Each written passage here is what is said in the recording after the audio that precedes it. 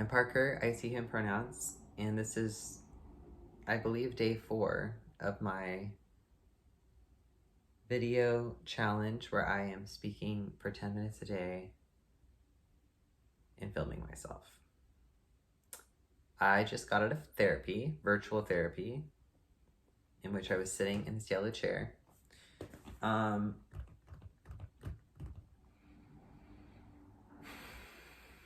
Yeah, obviously I just had therapy, because I said that, and did some talking about my feelings about Father's Day, and this feels like a topic that I'm not allowed to talk about. I turn into a younger version of myself, like a 5-year-old or a 3-year-old or even a 20-year-old, where I'm just like, don't talk about this. Yeah, so in that vein, part of my brain is like, oh yeah, definitely listen to that, don't do it. And I'm here to practice freely communicating. Also, I'm posting this on YouTube, but it's not like a bunch of people are watching it, so, you know. I don't know who will watch it, I don't know who is watching it, but I don't have to worry about that.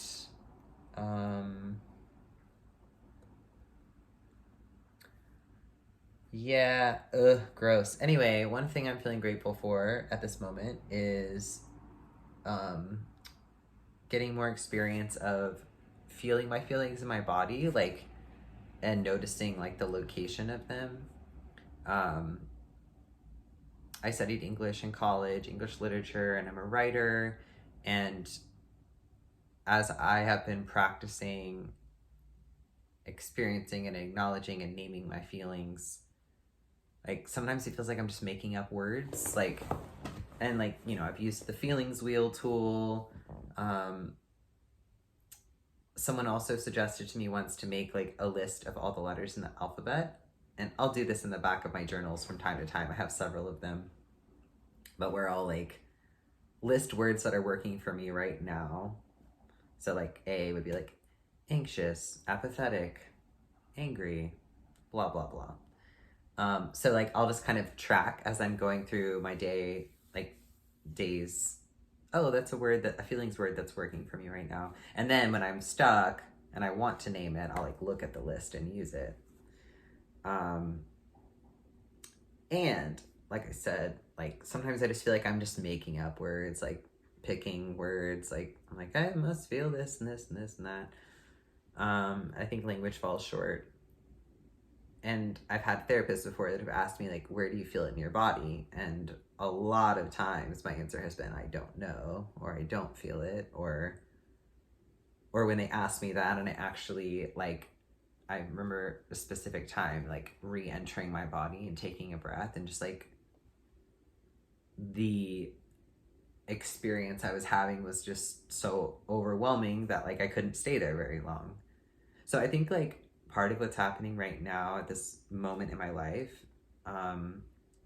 is that I'm experiencing consistent and increasing capacity to be in my body, practicing embodiment, feeling sometimes that my thoughts in my head and my mental state is in line with what's going on physically. Whatever, I'm feel I'm speaking very theoretically, but anyway, what I'm getting at is that I'm noticing feelings of anger and frustration that are coming up in my body, and I'm noticing that I feel that in my stomach, in my core, and also in my throat. I don't I was gonna say I don't like experiencing anger. I grew up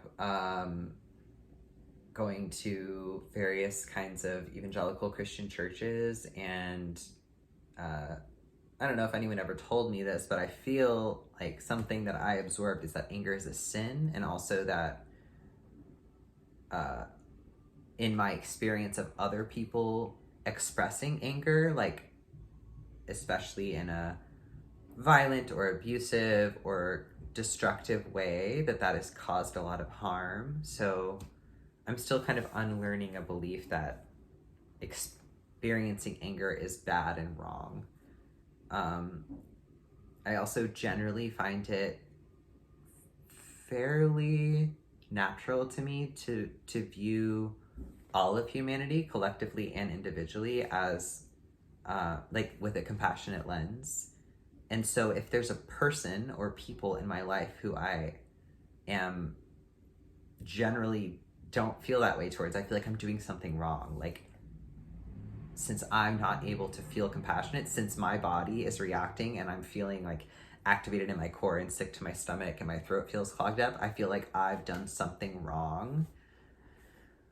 Um, and I know that I don't think that that's true.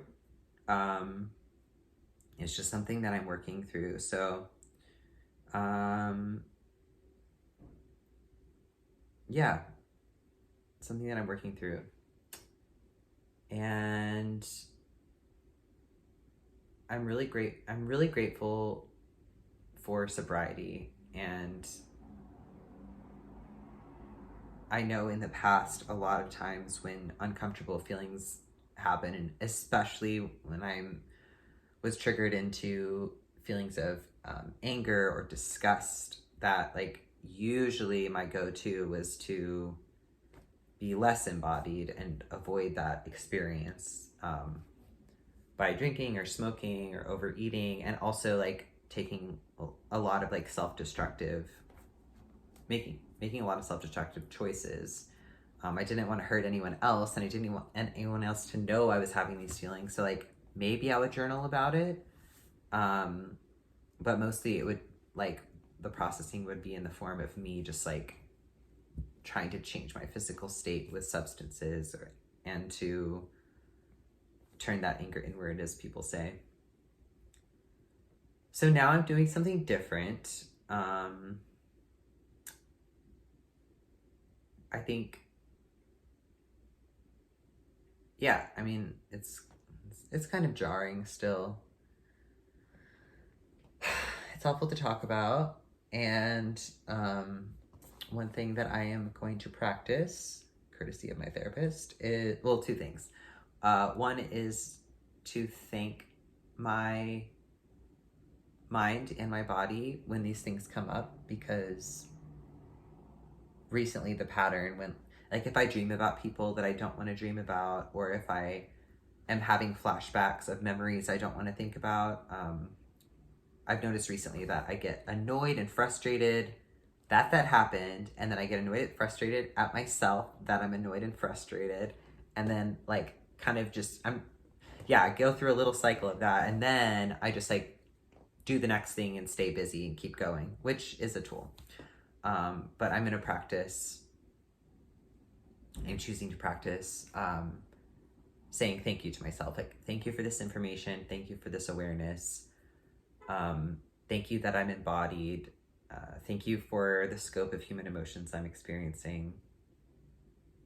And remind myself that I am processing it and dealing with it and talking about it, and I don't have to do that 24/7. And that I'm like holding spaces for it. So that's one thing I'm going to practice. And I'm also going to practice, I'm excited about this one, holding ice cubes in my fists. I haven't tried it yet. I will report back maybe on this video series. I'm really stoked about this one. Another option was to hold an ice cube with one fist, and then to have a bowl of like warm. Oh, I think the video might have just paused, but anyway, ice cube in one fist, video, warm, or bowl of warm water, alternate.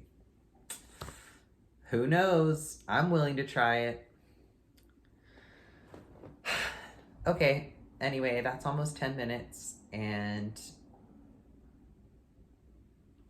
this concludes my video for the day. So, goodbye for now.